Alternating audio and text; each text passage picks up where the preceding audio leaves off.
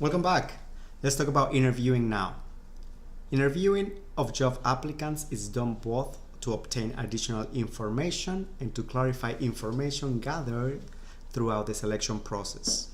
Interviews are commonly conducted at two levels.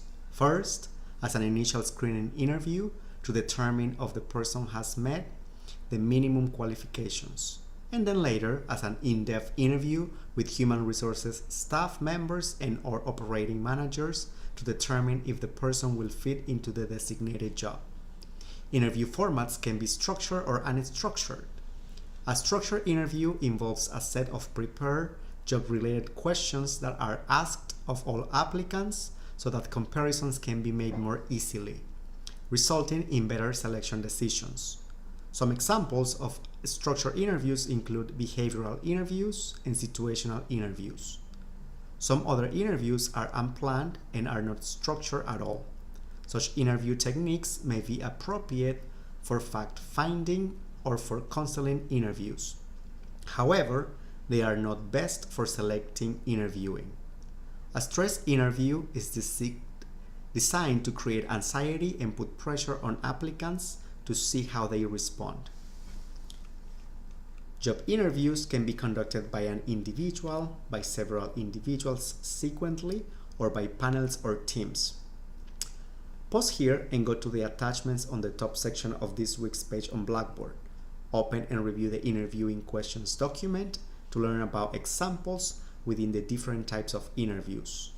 Once you are done reviewing that document, play again to continue watching this video.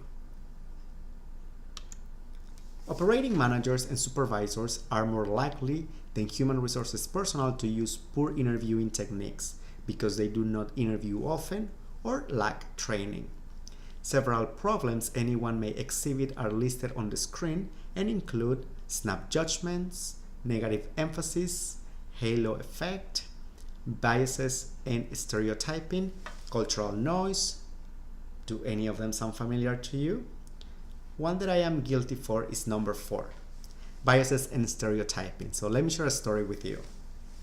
When I started completing some of the talent acquisition responsibilities as part of my human resources journey, I was guilty to not use proper judgment when selecting candidates. So one of my greatest experiences in life was working for Disney back in 2006, and that's how I started my career actually. And I thought that was a phenomenal experience which gave me a lot of tools and training to be successful. So in my mind, I thought anyone who works for Disney must come with a very good background in customer service and great training as well. So working in talent acquisition, when I would review resumes and I would see people that had previous Disney experience, I would automatically select them to be part of the interview process. Big mistake.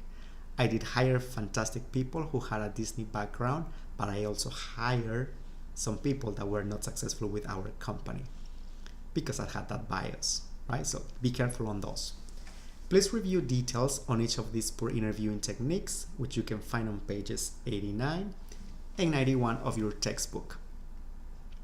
Now pause again, open the do's and don'ts document, which is one of the attachments for this class on Blackboard, and review details on what questions you should and should not be asking during an interview. Once you finish reviewing that document, you can continue watching this video. The need for background checking can be found in a wide range of positions: school teachers, janitors, bank tellers, and so on. Background information can be obtained from many sources.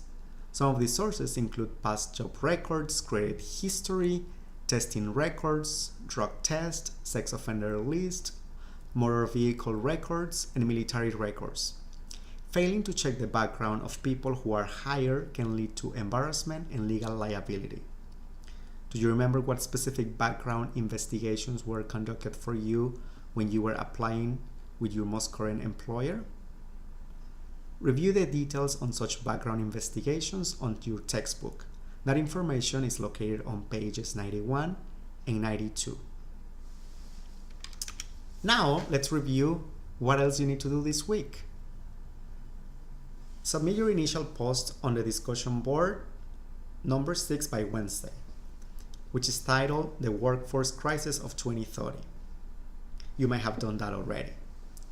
Please remember that you also need to respond to at least 2 classmates by the end of the week. And this week there are no quizzes to complete. So you can take the time to study chapters from 1 to 4 of your textbook in order to prepare for your midterm exam, which will be happening next week. Thank you for a great week of learning, and see you soon.